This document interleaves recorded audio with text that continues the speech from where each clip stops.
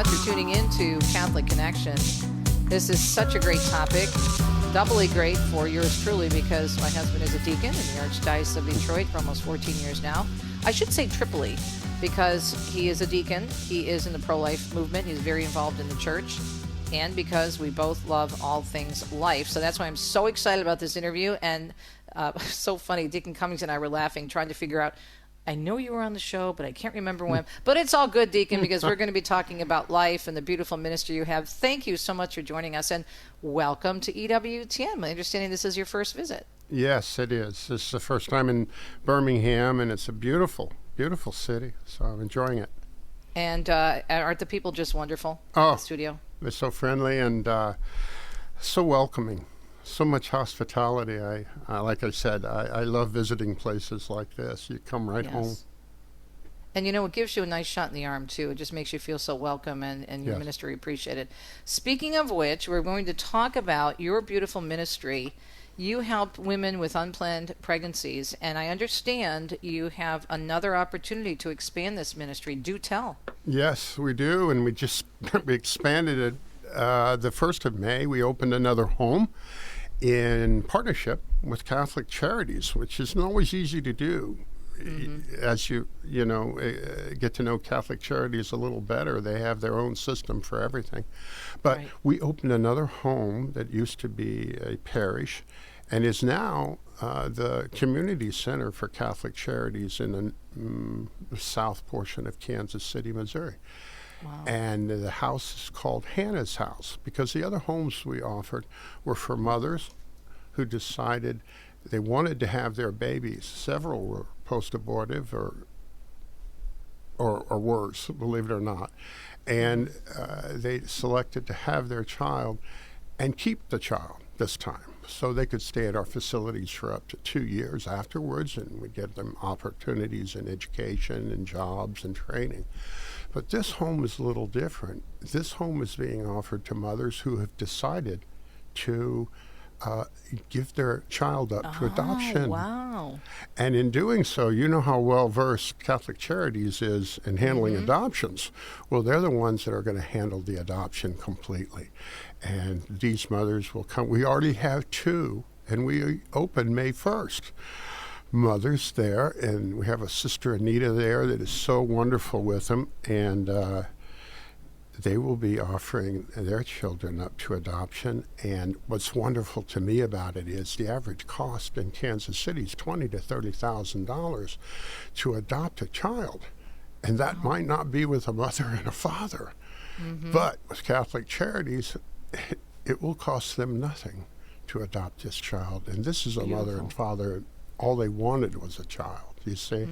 So we're very excited about that, Teresa.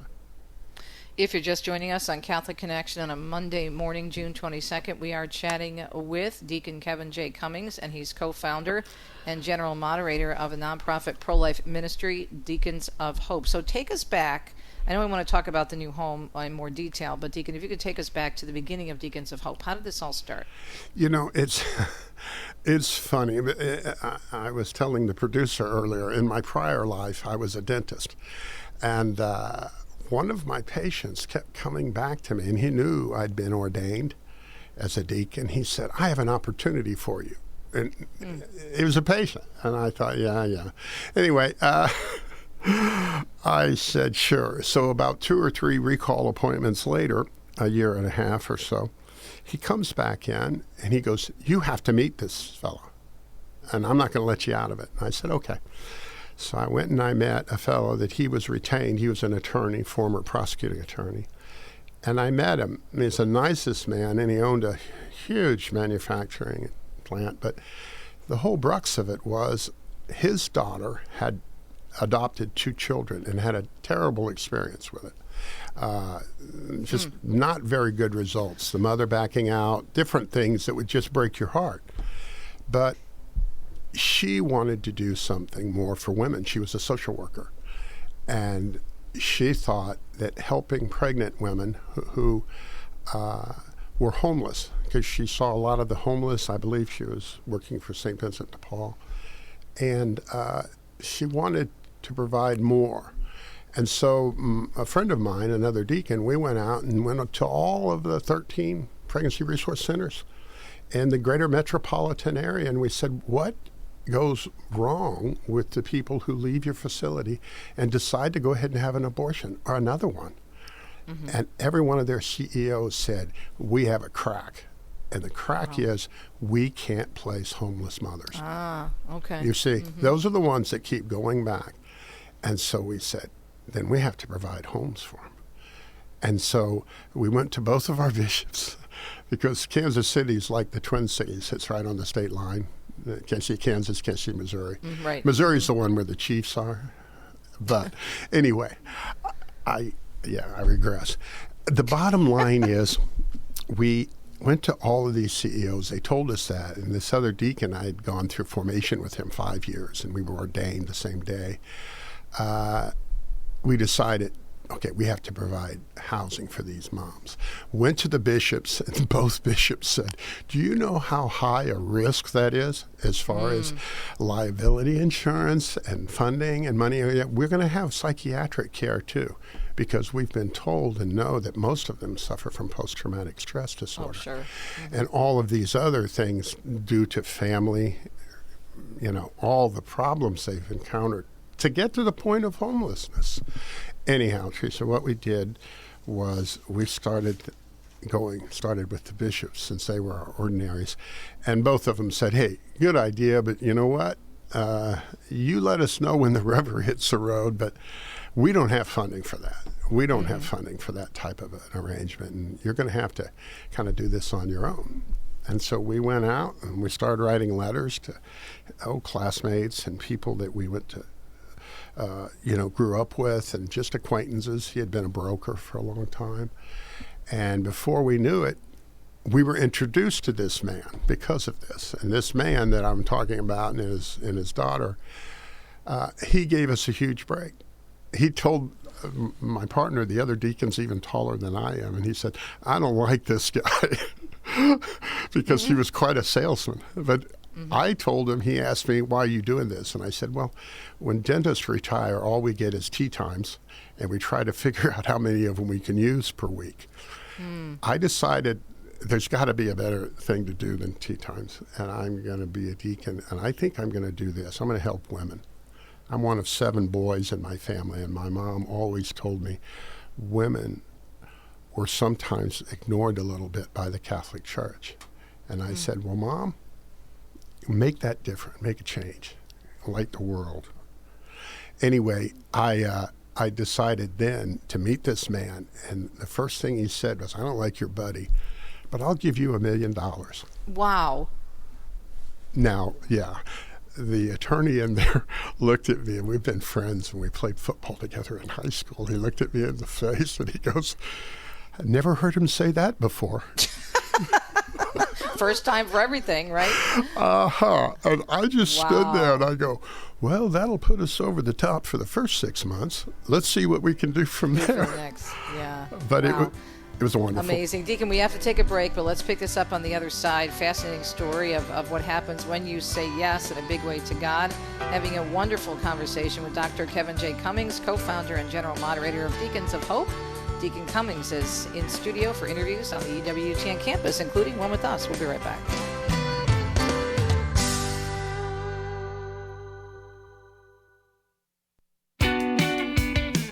Having a wonderful and very important conversation with our in-studio guest, who's back at the ranch in Irondale, Alabama, at our beautiful EWTN headquarters for a series of interviews, including this one this morning. Deacon Dr. Kevin J. Cummings, co-founder and general moderator of Deacons of Hope, ordained as a deacon in 2011 in the Diocese of Kansas City, St. Joseph, currently assigned to the Archdiocese of Kansas City, Kansas, and concentrating much of his efforts in the ministry of Respect Life Issues. Along with 2 other nonprofits he's a part of, he co-founded Deacon of Hope with the aim of organizing the ministry of deacons into a community of deacons who emphasize pro-life initiatives. I love this. Now, before we were interrupted by the commercial break, we were talking about the fact that you received $1 million, which helped you begin. What happened after that, Deacon? Well, what we did is his daughter, who was very she was very active. And she was wonderful, because she was assertive. She was Let's say assertive, and she was so Mm-hmm. organized, and she kept saying to us, okay, let's get started. And I agreed with her wholeheartedly because I'm not getting any younger. And so I said, okay, then we need a facility, and the bigger the better. And we looked at facilities forever. We looked for convents, we looked for old churches, we looked for buildings and different areas. But, there's such a thing as, in real estate, location, and location. We finally came upon a previously used Benedictine monastery convent for the Benedictine sisters. It was out on a rural area between Kansas City and Liberty, Missouri. And we looked at it in every single, because it was 19 bedroom and had a beautiful chapel in it and beautiful 14-acre facility, every foster care plan that wanted to housing for foster children, and I think they were trying to fit as many in there as they could, was also bidding for it. So we got into a bid on it. And Wow. what we found out, and I know why we won the bid, because the sisters that owned it still were from, I believe, Birmingham, Alabama. Oh, my goodness. Talk about a small world. I know. Wow. And all that happened was they kept telling us, we're praying that you will win the bid, although you've been outbid. Okay? So we bid for it. And the other group, the reason we'd been outbid is they had bid 3 times before, and 2 of them at closing had failed to close. And so this was the 3rd time, and the sisters said, hey, if you don't make it at this closing, I'm going to give it to the 2nd bid. They knew it. They were very upset about that. And when they failed on the 3rd bid, our bid went through. We bid $665,000. It was listed at $880,000 for the 14-acre, 16,000 square foot building, and it was only 20 years old. It was consecrated by Bishop Bolin in the year 2021. Oh, excuse me, 2001. Mm-hmm. And we got it, and immediately they donated it to us for $10. The funny part was the donor didn't have her checkbook.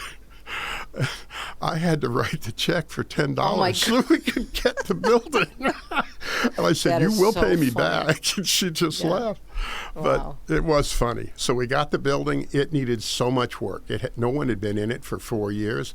College kids and high school kids had used it for a camp out place and burning fires inside of it and all kinds of wild animals in there. So it was not good. We had to gut it. We had to gut the place, and we had some big donors in Kansas City came in and looked at it and said, good bones. Let's put about $500,000 worth of work in it. And they actually put by the time we were done, they put in about $1.5 million of work into it. Big construction company there. And they only charged us about $500,000 for it. So we were very, very lucky. And this was 2022. We opened that year. I believe it was January 1st of 2022. How exciting. This is really hitting home, and let me tell you why. And by the way, if you're just joining us on a Monday morning edition of Catholic Connection, hour number 2, we are talking with Deacon Kevin Cummings. He's in studio with us. We're talking all about pro-life ministries and specifically his ministry, Deacons of Hope. So a few weeks ago, my husband is the prayer chaplain for a beautiful ministry in our archdiocese, the Archdiocese of Detroit. I told you he also is a sidewalk counselor along infamous 8 Mile in Detroit, but he's also the chaplain for this beautiful ministry called Mary's Mantle, which is similar to what you do. It is a home for unwed moms, and once they have their babies, they can stay there for over a year. They help them get situated. They get them training. You know the drill, the whole thing. Well, they were very successful in raising money for a larger place to house more women, and they actually were trying to get city approval at one of the suburbs. And so the final deal was supposed to go through, and they went before the city council a couple of weeks ago. And I overheard on the conference call in which my husband was speaking that it just was horrible, Deacon. It wasn't just a matter of people saying, well, we're not sure about this, we need more information. The testimony of the residents in the area, this is north of Detroit, a suburb of Detroit, it was vile, according to the director of Mary's Mantle. It was horrible what they were saying about the women. And so to be able to do what you're doing without a lot of pushback from the government. I mean, there's obviously things that you have to do, but the attitude in Michigan, unfortunately, used to be a really, really pro-life state, but we've had some really bad changes lately. But really thinking, how often are we accused, Deacon, of not caring about the mother? Here are facilities where they care about the mother and the baby and the citizens. That it was NIMBY, not in my backyard. It's very heartbreaking. So I'm so glad that things are going better for you. Oh, you know, to be honest, Teresa, exactly the same thing happened to us.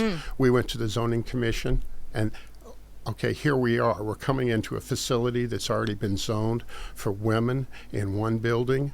Okay, they're not pregnant, but women living together in one building and adding to the community by doing community service jobs throughout the city. And we went in and petitioned it. The courthouse was full that day with nothing but neighbors saying they did not want this in their rural backyard. The reason being was vile. It broke my heart. So you went through the same thing. Exact same thing. It boiled down to one attorney that was left opposing it.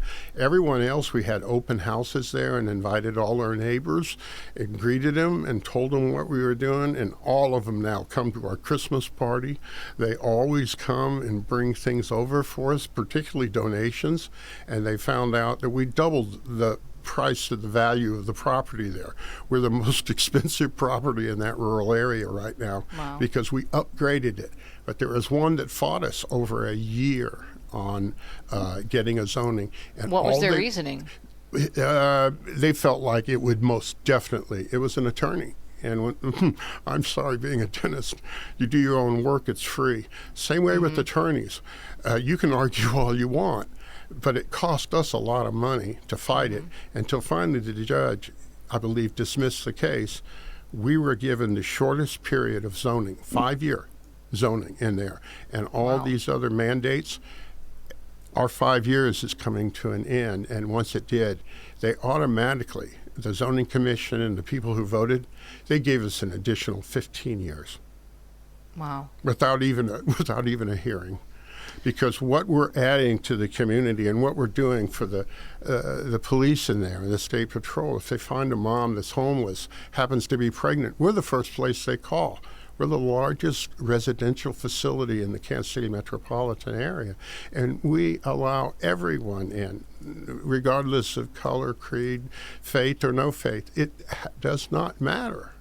And as of May 1st of this year, we just had our 50th infant born to us at that facility. We consider that 50 times a miracle. It is so wonderful, and we celebrate it with Mass every week. We have Eucharistic adoration in our chapel, and we also have the Rosary on Thursdays. But you know what? Not one of our moms has ever been Catholic. Wow. None. So that's how we got started. But one of the donors said, hey, you have to go out on your own. We'll match your funds for a few years, and then we want you to go out on your own. So we've gone out on our own. We've got other groups that have come in to help us, and we've got the thrift stores that are now beginning to support, like Deacons of Hope. We're the infrastructure. Deacons and parishes are the infrastructure with volunteers and donors. We have over 800 volunteers that come from the Kansas City, Kansas, and the Kansas City, Missouri diocese to work at our facility. Wow. How many deacons do you know? And what is there? It's something like 25,000 deacons, I think, last checked in the United States, and I think most of whom are married. Yes. How important is it, Deacon, do you think, for deacons to be involved in the pro-life movement? We have a lot of priests who are involved. I mean, I cover the March for Life every year with EWTN, and I love it. I interview wonderful people such as yourself, but most of the religious are priests or religious sisters. I haven't come across, outside of my husband and you, that many deacons, at least at the March for Life. But do you have any idea, not an actual maybe specific number, but generally speaking, are you seeing more deacons getting involved in the pro-life movement? The good news about that, Teresa, is just like your husband. I know when I went through diaconate formation, we were asked, what's going to be your ministry when you leave? And I only have one daughter. I have 4 sons. But I decided it's got to be pro-life. The unborn are the most precious gift God has ever given us, and we get to co-create it with Him. And because of that, I decided then, and I asked all the deacons in my class. We had a huge class. We had 30, but only 8 were from Kansas City. The other 20 were from Kansas City, Kansas, which was so ironic. Kansas City, Missouri was one of the first dioceses in the United States after Vatican II to ordain deacons, with the first director living in the diocese. 60 years later, Kansas City, Kansas is the last diocese to ordain deacons in the United States. And so we were one of the first classes to ever do it. The class that graduated or was ordained in 2011 was the first ever for the Archdiocese of Kansas City, Kansas. But your question, I asked all those deacons, what would be your first choice of ministry when you get out of here? And it was help women. Really? Help women. That's encouraging. Every single, well, we're all married, and we Right. all, a lot of us have children, and we all see that, particularly, not so much always with the church, but the bottom line was we all see where there's inequality and injustice. And I think all of us worked on something while we were in our day job before we moved into diaconate. And the bottom line was, you can write checks, but until you get on the ground and see what these women have gone through, like your husband being a chaplain, that is a beautiful, beautiful position. That is so kind. And the other thing, too, you said being on the ground. And one of the reasons he was motivated is because we were at the March for Life one year, and we were at a post party. Maybe they had little events for people to get together and have a glass of wine and talk about what they did that day and how it was. Sure. He was talking with some women from Silent No More, and he was in the diaconate at the time, and he was saying, he heard their stories at their event that they have at the Supreme Court every year. And he said, well, how can I help? I want to help women. I want to let them know that there are men who care. And they mentioned having men outside the abortion mills, and specifically if they get an idea that maybe they're religious, how huge that would be for the women. He's been doing it ever since. What we're finding out now through Vitae Foundation and other groups that develop why it is that women will go ahead and have an abortion. Men are not in the equation. They're not there. They're not supportive. That's it. And they have to have that other half of the equation in order to feel as if this is what it would have been like to have a father. This is what it's like to have the other side of my mom. This is what they bring to the table. But most importantly, this is what it takes. This is what it takes to make a family. And that's what we're missing in this culture. Amen. Deacon, what a joy you are. What a blessing. Thank you so much. All the best on your other interviews. Deacon Cummings, the website, check it out. It's beautiful, deaconsofhope.org. Again, deaconsofhope.org. We'll let you know what's coming up on tomorrow's Tuesday edition of Catholic Connection when we come back. Stay tuned.